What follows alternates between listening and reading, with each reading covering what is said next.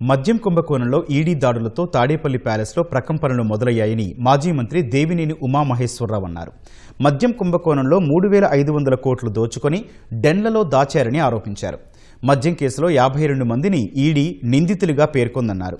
17 మందిని అరెస్టు చేసిందన్నారు. మద్యం కుంభకోణం నుంచి ప్రజల దృష్టిని మళ్లించేందుకు వైసీపీ నేతలు డైవర్షన్ రాజకీయాలు చేస్తున్నారని మండిపడ్డారు.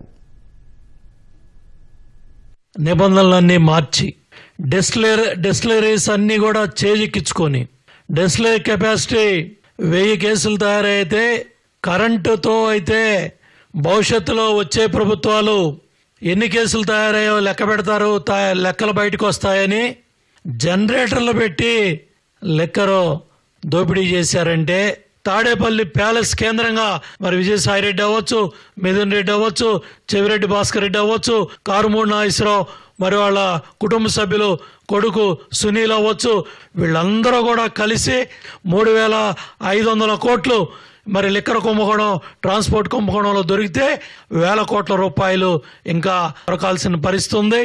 దోచుకున్న డబ్బంతా కూడా తాడేపల్లి ప్యాలెస్ దగ్గర అపార్ట్మెంట్లో, అట్లాగే హైదరాబాద్లో పెద్ద పెద్ద అపార్ట్మెంట్లో 1,000 కోట్లు దాచారు. ఈడీ 441 కోట్లు జప్తు చేసింది. ఇంత పెద్ద కుంభకోణం దుబాయ్ నుంచి ఆపరేట్ చేస్తూ ఉన్నారు.